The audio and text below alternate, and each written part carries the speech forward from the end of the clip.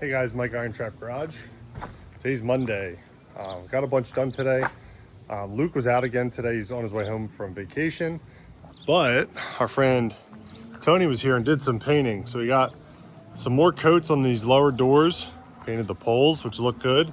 And he started to work. He trimmed around all the doors and did the sides of the doors and everything he could get from down below.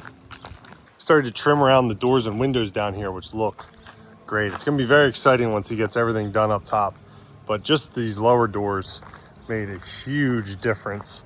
I have a trailer, as you can see. Tomorrow, Nate and I are going to North Jersey to do auction pickup for that auction I was bidding on last week. Matt bought some engines that we have to go pick up. So doing that tomorrow. So I'm finishing off the day. Luke will be back tomorrow, but he's gonna do freight stuff. So I had to pull out a bunch of freight parts for him. So keep him busy while I'm in Jersey.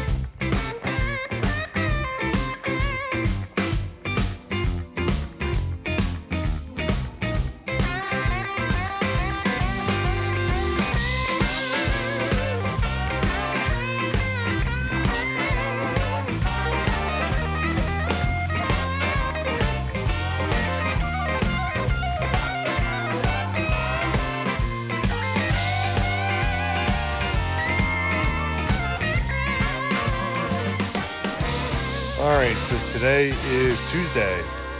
Got our buddy Ryan's trailer. Nate's already in the truck. We are headed to Andover, New Jersey, which is North Jersey. It's up above Hackettstown, to pick up some stuff. We bought 4 engines and a bunch of gauges at that auction from last week. One of the engines, 2 of the engines are going to be quite surprising. One Matt bought by accident. The other one, kind of interesting. So hop in the truck, take a ride up there, and I'll show you guys what we got and trying to show loading. Yeah, I'm kind of excited to see. I haven't seen any of the engines, so we'll see what Matt bought. You ready to go on a road trip? You ready? Are you chewing gum already? So this boat repair place is literally right on the lake. Loading a boat up there now. All those buildings have boats in them. So we got our small things. We're just waiting for the forklift for the engines, but just enjoying the view right now, right?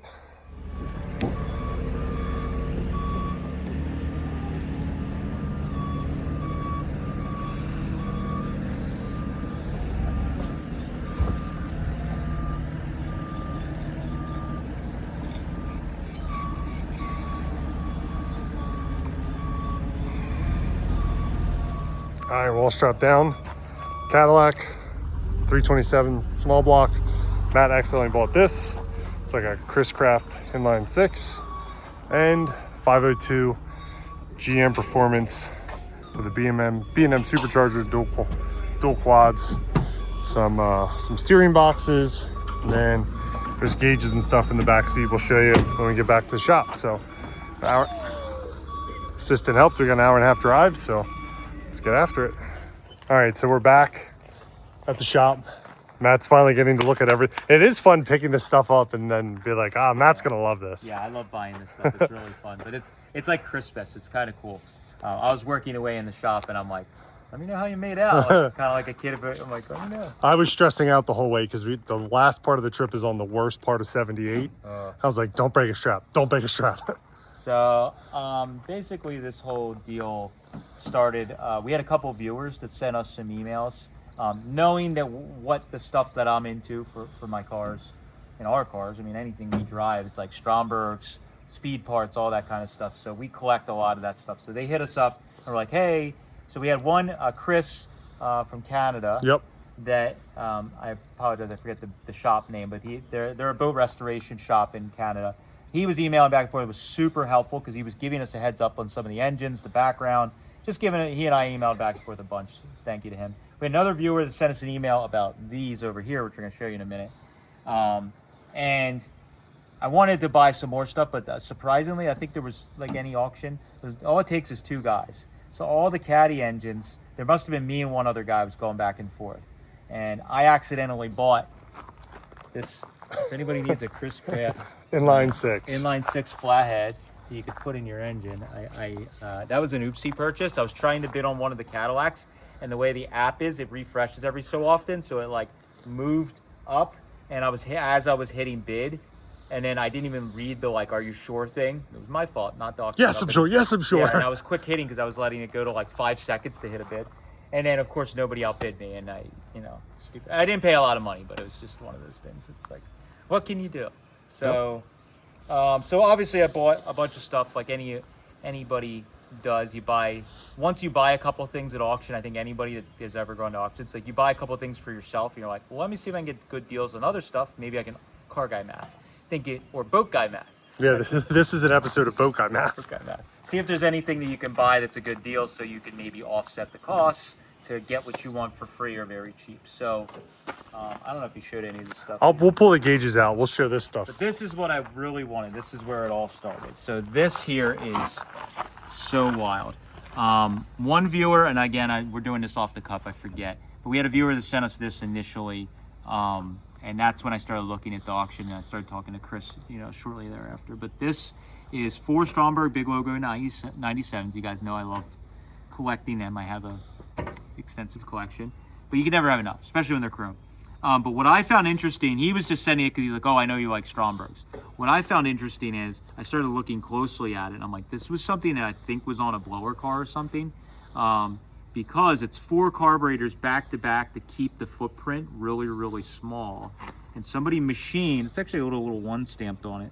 I don't know if it's chromed or polished aluminum. I think it is chromed, but somebody made an aluminum plate, and look how nice all this is. I mean, it's not CNC perfect nice, but it's all hogged out in here. It's really nice for being done on a manual machine. Yeah, it's really nice, but it's really small. And this is not something that somebody just made like with an angle grinder. This is something that was pretty high end.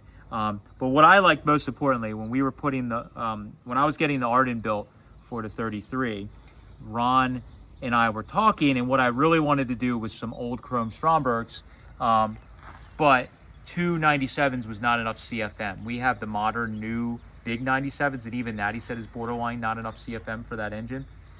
And what I wanted to do was something like this, but like we were just running out of time. I wanted to keep Ron moving on the engine, so we just went with that option. But this is what I really wanted. So seeing this in the small footprint this looks almost like we could make this work. I think we can make it work on the iTail just by making an adapter plate that fits this. It'll rise it up. So what I like is it's really thin, just like the one Ron made. Super cool. But this is the trick shit here. It's just out of control. So I saw this and was like, I will pay almost any dollar amount for this, because it's just look, the chrome chain. chrome gears. Chrome. So they have these little sprockets that somebody made on this, and when you pull on this, so that would be our idle there, and that's. And the pairs have one continuous shaft. Yeah, goes all the way through that. I got distracted here. Yeah, they have one shaft that somebody made. They look like they're brass or copper that run through here. Probably brass. And so that would be your idle, and then that goes wide open throttle like that. But everything's connected. You could see all the. This accelerator pump lost an arm somewhere along the way. So did that one.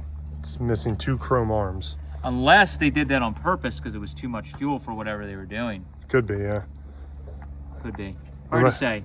But either way, if you hook them back up, they would work.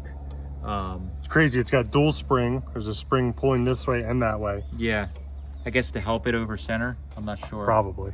And then you probably need something on the arm to keep it, to pull more back to, I don't know. It's hard to understand. Those are probably just there to keep the spring under tension. The chain, in yeah. both directions. Yeah, you're right. Yeah. And then you still need an idle. Yeah. You need something for idle to pull back this way. You're probably right, because you have a spring that's stronger than both of these, because these are pretty small, that's going to keep it at idle. Yep.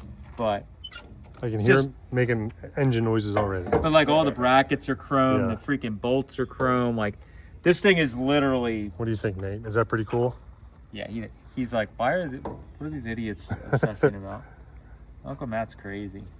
But yeah, so this thing's like literally exactly like we couldn't dream up something cooler than this. This is why what I love about this old stuff is like whoever made this was extremely talented and smart. But like if we dreamed this up, it would have been way harder to figure out. Oh my gosh. So we saved some time. The money I paid for these is probably, I don't remember what I paid, but it was like $300 or $400. Yeah, it might have been under $400. So like just the carburetors alone were worth that. And I'm like, all this is so one-off. Like you couldn't dream this up, and that's like the stuff that makes these cars so special when you build So that's why I got really excited. I might have to copy this for that nailhead intake I have that are sideways too. That's true. Now that we got something that obviously was on something and we hope worked. Maybe they pulled it off because it didn't work. But we'll find out the hard way, right? We'll find out the hard way. So this is really cool. Got some steering wheels. Got some steering boxes and steering wheels. The one lot of steering wheels. I think this came with lots of. Yeah. They were all together. Yeah. So Century like 57 or 8, maybe even 9. I forget. 57, 8 maybe. Century boats. Actually, Century boats in the general came with Ford steering boxes in them, and they used like Ford steering wheels and a bunch of parts off Fords. So they used the 57 Lincoln like Premier wheel in them, and this one's pretty decent. It's a little dried out, but it would be good for a hot rod. I don't know what this. Some unknown banjo. This came with one of the lots. I think, Yeah. or the same lot. It kind of looks like Chevy on the back there. Yeah. GM probably. Kind of cool, but a lot of these boats, the steering wheels were off of an automobile, or a lot of them. This is what Mopar. Yep. Yeah. It's like 57. So that's kind of cool. Put that there. So then we also got a stock small block. Yeah, this small block. Put that back. Don't drop that. The small block I thought might have been better in the photo. I was just bidding really quickly. It went for $100 or $110. It's a 327, so at least it's probably a better one for somebody to want to rebuild or use, because 327, it's not like it's a 305 or something. Yeah. So that's kind of cool. We'll have to just take it apart and see if it's usable. It's probably a core that needs to be rebuilt, but we'll run the numbers. That's the thing with this. A bunch of the early small blocks were all going for $100, $110. So even to get a nostalgic small block for $100, if it's something you can rebuild, that's still fine. Pretty good, yeah. I only got one caddy engine. This one's pretty cool. It's very complete, which was important to me. And it doesn't look like it was sitting outside or anything like that. Unlike the small block. Yeah, small block's bad. It has. We got it here and there's like a rod hole. I totally missed that hole. I saw the one on top. I didn't see that. So that's not good. Nate, if you want to learn anything, when you see that in a valve cover, not good. Not good. Noted. You remember that? When you're at the swap meet, don't buy it. Also, shout out to Nate. He helped me strap everything down and load the trailer. He's a good helper. He's getting very experienced.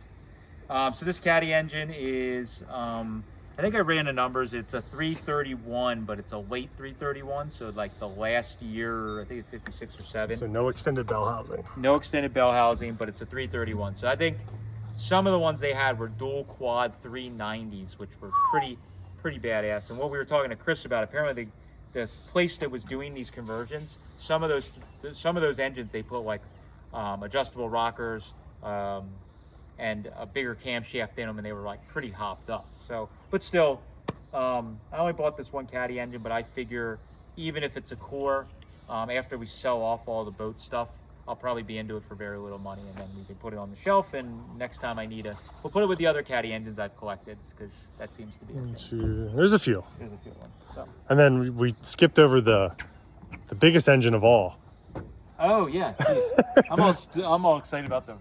So then we were bidding on some stuff, and I happened to go through the auction, and I was like, let me just look what else was popping up today, because I had a bunch of stuff saved, and I saw this, and I was like, why is it only at $600? Oh, watch out! Just don't want this to fall. I was like, why is this thing at $600 still? And I started looking at it, and I called Steve. Steve was eating lunch. I think we were sitting over there just hanging out. We were eating lunch, and I was like, Steve, what's he's into Chevys. I'm like, what's the deal with this? He's like, well, that looks blah blah blah. And I ran the numbers on. I zoomed in, and it was a 502 big block with a B&M blower. And then I did some Googling, and Steve was kind of educating me, like, this is a factory, like a crate engine, like a performance crate engine. So it's what, 454, I think. Steve, what is it? What is it bored out? Is it a 454 bored out? Board and stroke 454. Yeah, it's a board and stroke 454. So again, I leaned on Steve for some information. Steve, I judged how good it was by how excited Steve was, and he was very excited. And I did some research real quick, and I was like, all right, let me watch it, and if it goes affordable. So it was literally like coming up within minutes left, and it was still like really affordable. So again, this is another one of these instances. If I didn't bid, it probably would have went for $600 or $700. I think it was me and one other guy going back and forth. This is one of these ones like we talk about. I just started adding up what the stuff was worth on top, and it's like, okay, well, even if this block is like needs to be gone through, it's probably still worth a bit of money as a core.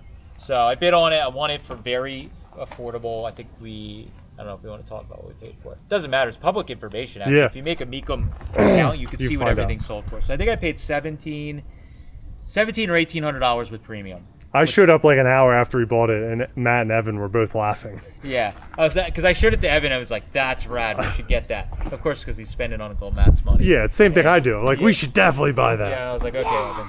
Yeah, everybody likes that. Spend Matt's money. Yes. So yeah. Don't know what we're gonna do with it. Don't know. I have no idea. Steve quickly checked it out because he was very excited and dropped everything and came out here. Yeah. And apparently he already pulled the rocker cover off and said it's super clean underneath. He did get a bar on it, was able to get it to spin over by hand, which is good.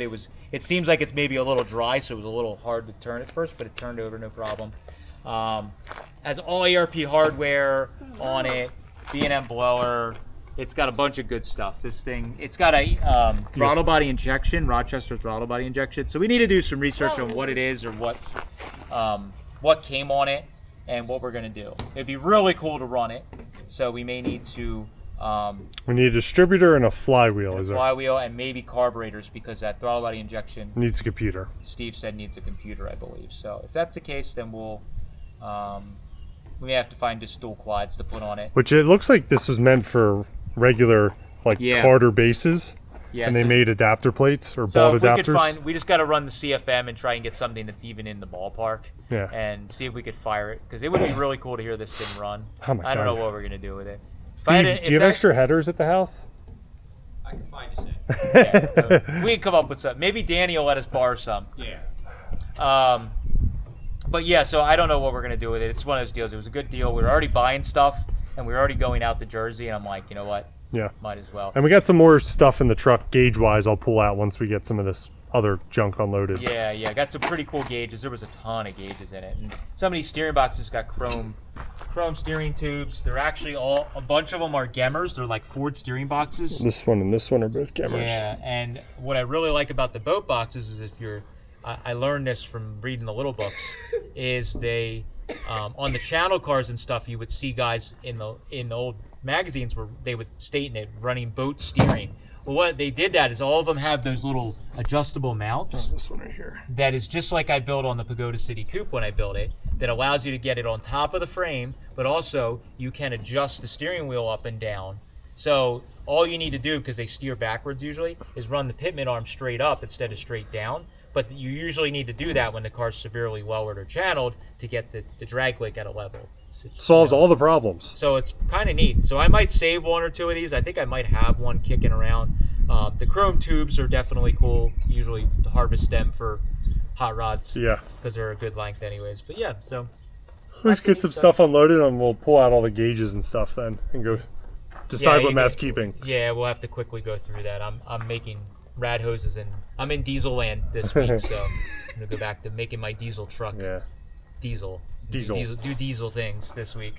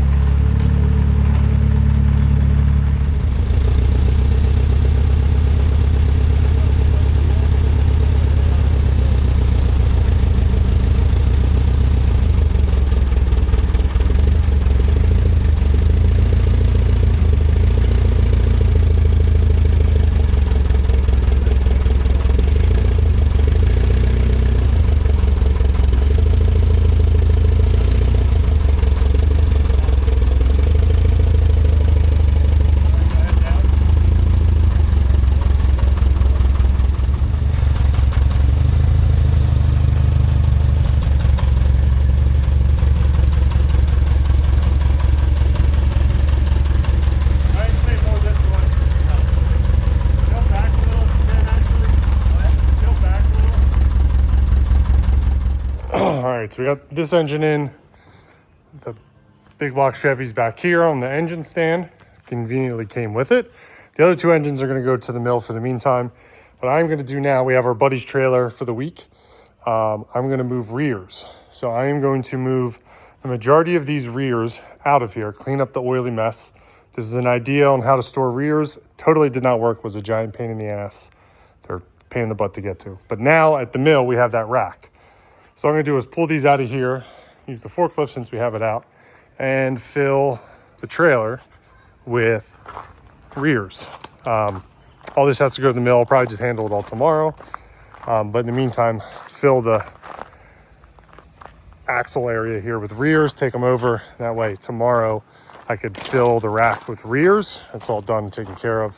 And we have space. We can put this engine right under there. So these are the gauges that we got. Got 4 of these killer Chris Craft panels.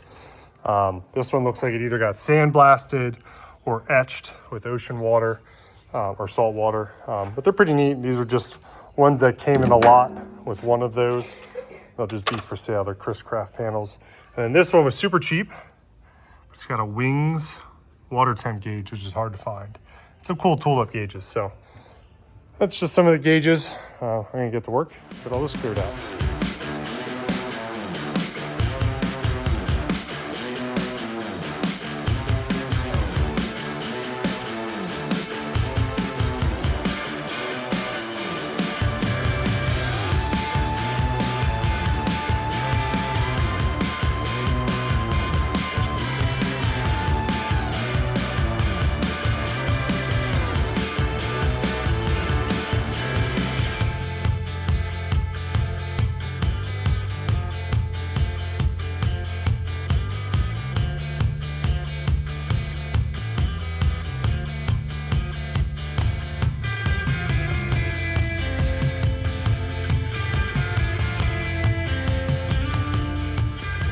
All right, it's Thursday. We're getting a bunch of stuff done in the shop. So, did a semi-successful trip or two around the block with this thing. It's still got some stuff we're working on, but we decided to throw the hood and the grill on so it looks a little less sketchy. So yeah, but man, this thing fits awesome. So stay tuned for that video. We got the hood on, so we're gonna do some hot laps, make sure the charging system's working. We just have a bunch of the wiring zip tied up for right now. So anyways, that's what we're working on in that. Steve's been busy. I don't think we really filmed any of it. No, not much. But we had my buddies at J&H Automotive have a old school exhaust bender, and they bent up some pipes that were missing. The problem with this car is a bunch of stuff was missing from the car being disassembled, and they had people coming in and buying stuff that were for the car and whatever else. So you went to J&H with what, like wire forms? Yeah, I made a couple of wire templates for him, and we just got the one tailpipe copy too.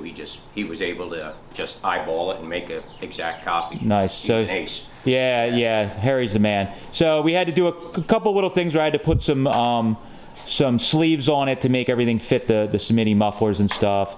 Mike found some more parts for this and the stuff, so we got a hood ornament on it now, and the hood latches and the hood catches on. Steve's got the taillights on. We're still missing windshield glass. We may have to get that cut. I think Mike's gonna look for the fuel filler neck today. So we got a bunch of stuff going, but Steve started this yesterday with the Smitty mufflers, and it sounds awesome. So we're gonna jockey some cars around, get it off the lift, get the Arden car back on the lift, and yeah, thought it'd be a good time to fire this thing up and see how it sounds. Oh yeah.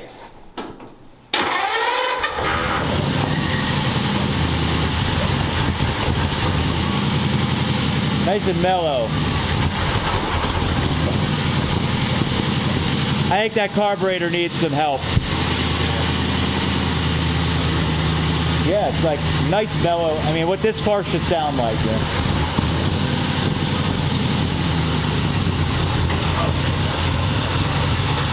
What's that? The clutch is way better now too. Oh, good. Right. We have a clutch.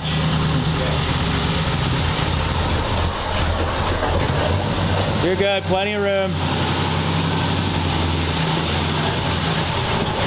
Watch your door. You're good, straight back. Turn your wheels straight. Yep, you're clear, straight back. Keep going, straight back. Keep going. Probably good there.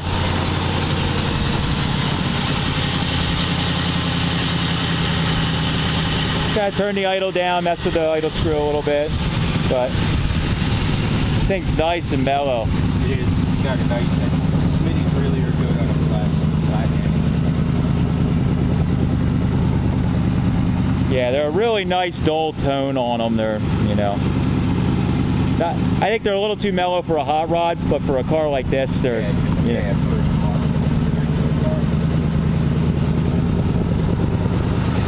This thing's starting to look pretty car-like. Awesome. This color is like fantastic. Yeah. It suits this car so much.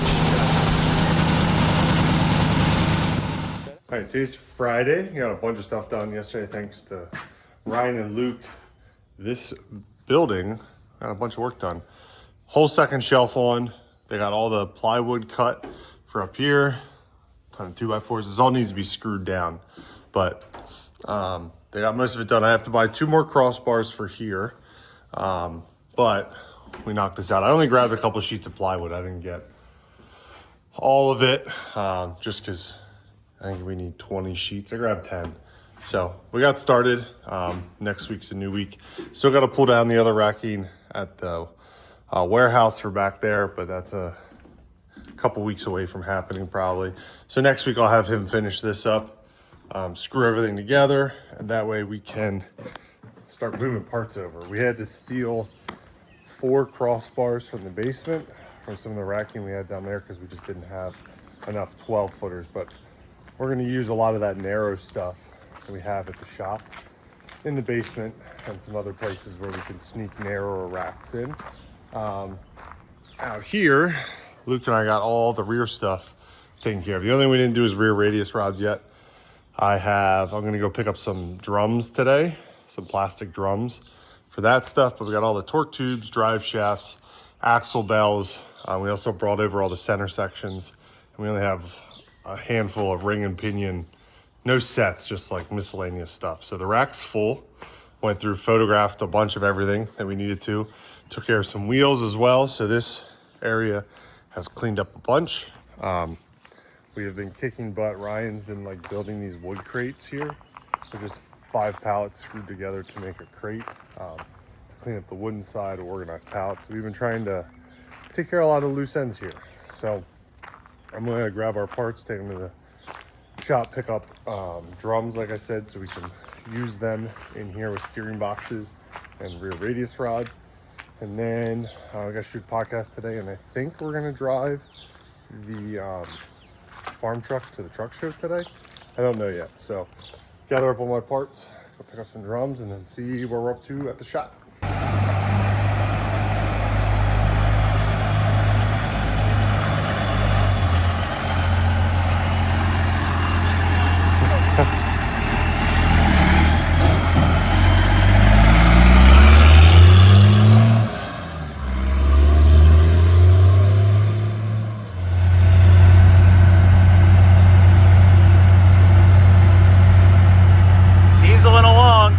Show. We can actually keep up with traffic easily, which is nice. The tires are noisy as heck, but as you can see, it rides pretty decent. So.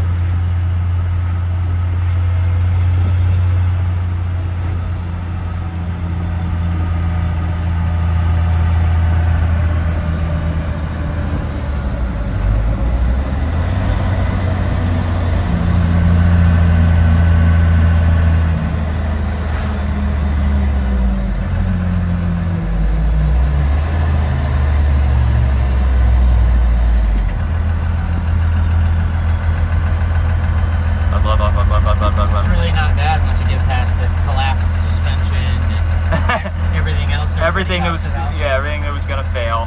Frame's gonna break in half. Brakes won't stop it. Yeah. Tires are gonna go flat. It's gonna do an endo when you hit the brakes. Yep. There you go. Anyways, we're on our way to the truck show. We're going to walk around, show you guys some of the cool stuff there, but it's a fitting first long drive in this thing.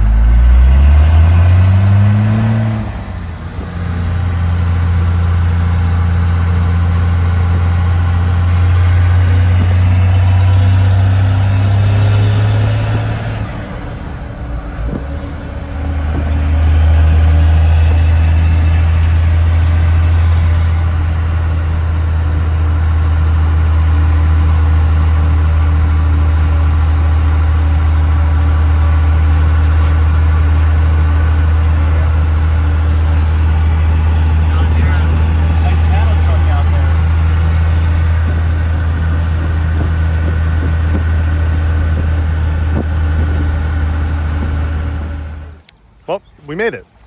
That was awesome. That thing drives beautifully. How's it sound with it just dumping under the cab? It's loud, but it's not terrible. It's just echoing. Yeah. Is it worse than Big Red? Oh, it's better than Big Red. Oh, it's not good. nearly as loud as Big Red, but it's pretty good. I mean, we're gonna put full exhaust out the back.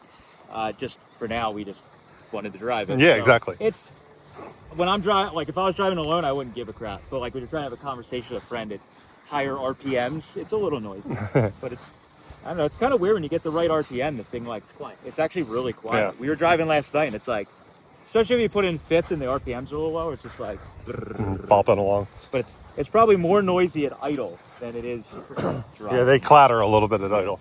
So we're at the Macungie Park where we were last week for Gasket Goons. Very two polarizing different shows week to week. Yeah, last week I was driving a super channeled 32.5 window with an old engine, and now I'm driving a 60 pickup with a diesel engine.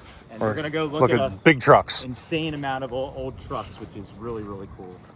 You've never been here before, have you, Clint? No, I've been to the grounds for one of the cruises, but not Yeah. Yeah, I took Not it the to truck show. I drove. Well, you followed us in. We drove past that way, and it was like I knew he would see all that, but holy. Yeah, this is pretty crazy. Yeah. Alrighty.